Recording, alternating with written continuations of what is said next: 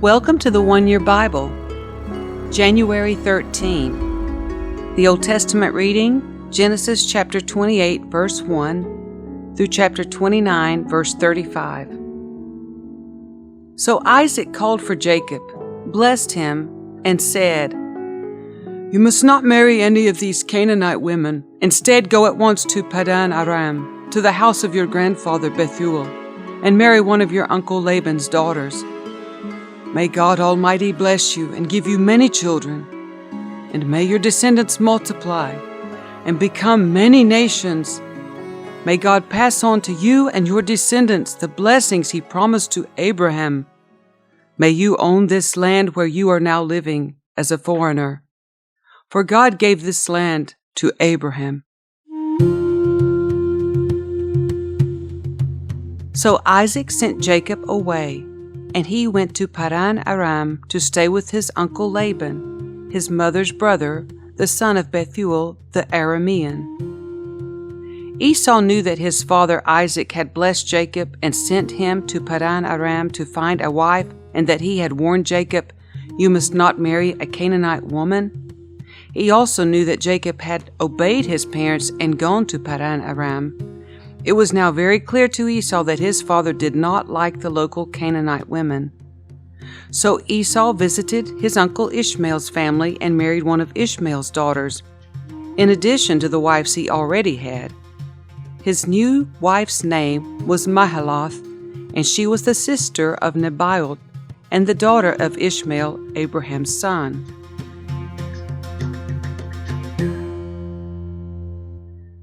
Meanwhile, Jacob left Beersheba and traveled toward Haran.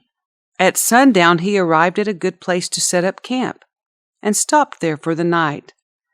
Jacob found a stone to rest his head against and lay down to sleep. As he slept, he dreamt of a stairway that reached from the earth up to heaven. And he saw the angels of God going up and down the stairway. At the top of the stairway stood the Lord. And he said, "I am the Lord, the God of your grandfather Abraham, and the God of your father Isaac. The ground you are lying on belongs to you. I am giving it to you and your descendants. Your descendants will be as numerous as the dust of the earth.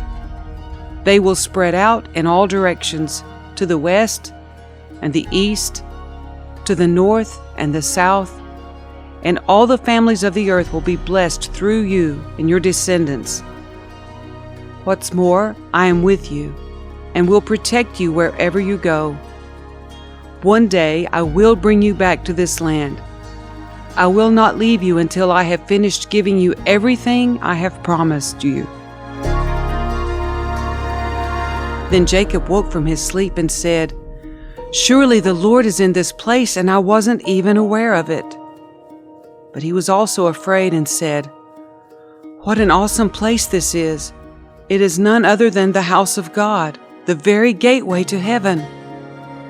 The next morning Jacob got up very early. He took the stone he had rested his head against, and he set it upright as a memorial pillar. Then he poured olive oil over it. He named that place Bethel, which means house of God, although it was previously called Luz. Then Jacob made this vow, "If God will indeed be with me and protect me on this journey, and if He will provide me with food and clothing, and if I return safely to my father's home, then the Lord will certainly be my God, and this memorial pillar I have set up will become a place for worshiping God, and I will present to God a tenth of everything He gives me." Then Jacob hurried on, finally arriving in the land of the east. He saw a well in the distance. 3 flocks of sheep and goats lay in an open field beside it, waiting to be watered, but a heavy stone covered the mouth of the well. It was the custom there to wait for all the flocks to arrive before removing the stone and watering the animals. Afterward, the stone would be placed back over the mouth of the well.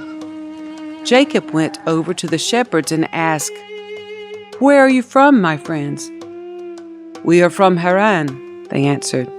"Do you know a man there named Laban, the grandson of Nahor?" he asked. "Yes, we do," they replied. "Is he doing well?" Jacob asked. "Yes, he's well," they answered.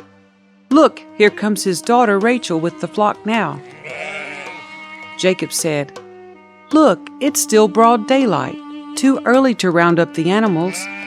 Why don't you water the sheep and goats so they can get back out to pasture?" "We can't water the animals until all the flocks have arrived," they replied. Then the shepherds moved the stone from the mouth of the well, and we water all the sheep and goats. Jacob was still talking with them when Rachel arrived with her father's flock, for she was a shepherd. And because Rachel was his cousin, the daughter of Laban, his mother's brother, and because the sheep and goats belonged to his uncle Laban, Jacob went over to the well and moved the stone from its mouth and watered his uncle's flock.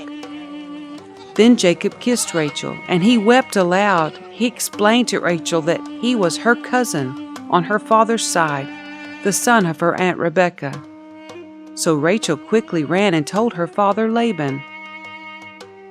As soon as Laban heard that his nephew Jacob had arrived, he ran out to meet him.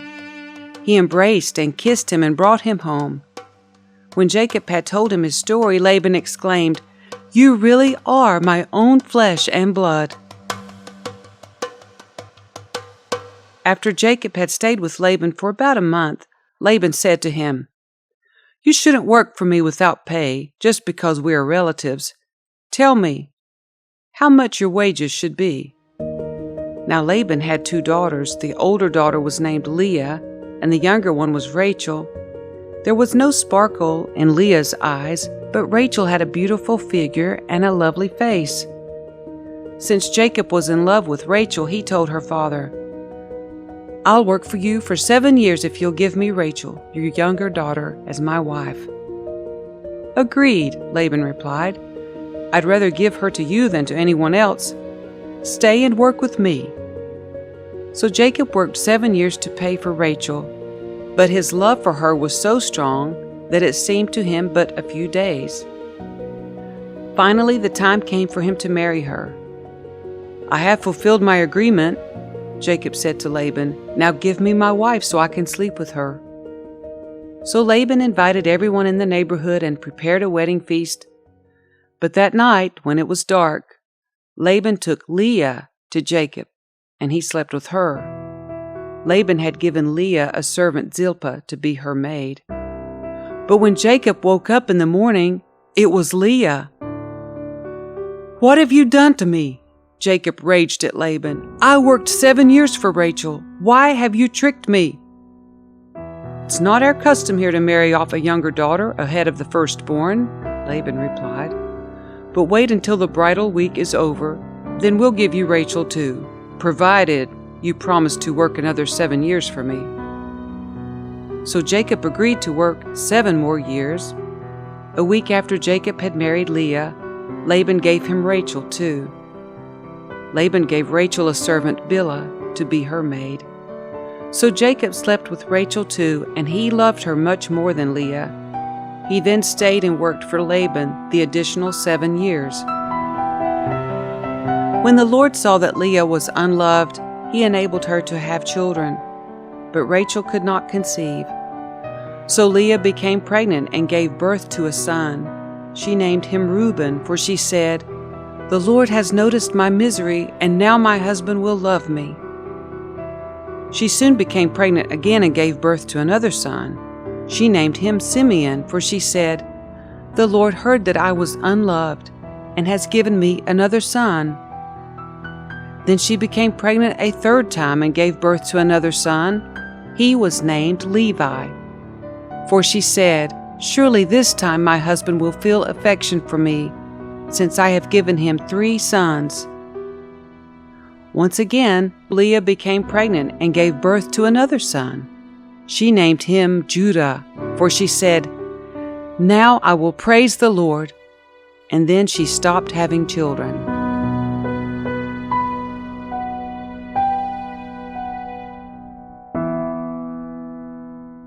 The New Testament reading, Matthew chapter 9, verse 18 through verse 38.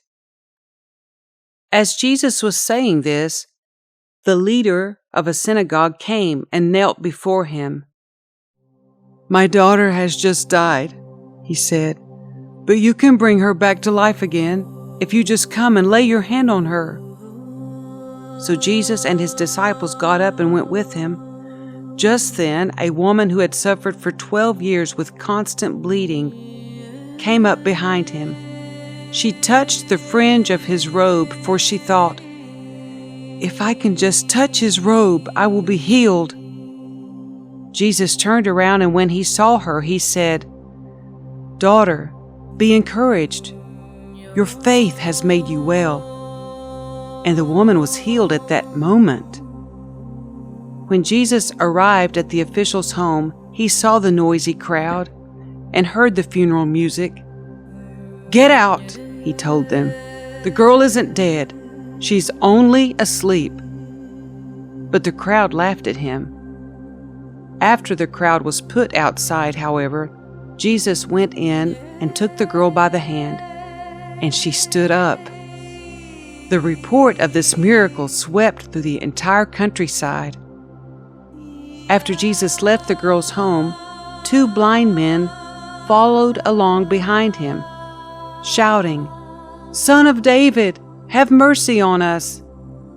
They went right into the house where he was staying, and Jesus asked them, "Do you believe I can make you see?" "Yes, Lord," they told him, "we do." Then he touched their eyes and said, "Because of your faith, it will happen." Then their eyes were opened and they could see. Jesus sternly warned them, "Don't tell anyone about this."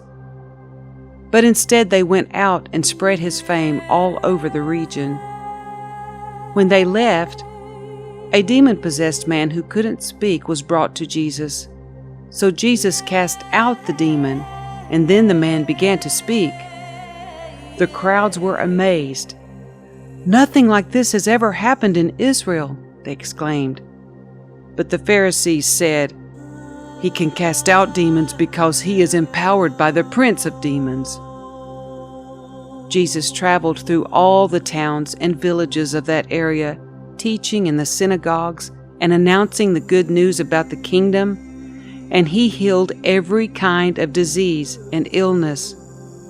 When he saw the crowds, he had compassion on them, because they were confused and helpless, like sheep without a shepherd. He said to his disciples, "The harvest is great, but the workers are few. So pray to the Lord who is in charge of the harvest. Ask him to send more workers into his fields."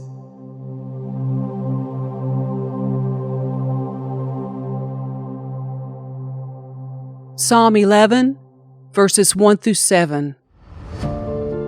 I trust in the Lord for protection.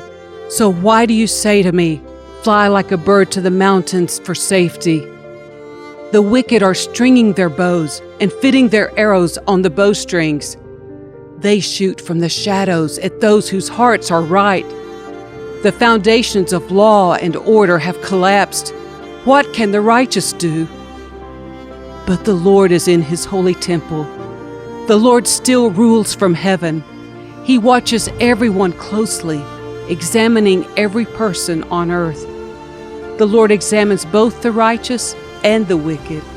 He hates those who love violence. He will rain down blazing coals and burning sulfur on the wicked, punishing them with scorching winds. For the righteous Lord loves justice. The virtuous will see his face. Proverbs 3, verses 11 and 12. My child, don't reject the Lord's discipline, and don't be upset when he corrects you. For the Lord corrects those he loves, just as a father corrects a child in whom he delights.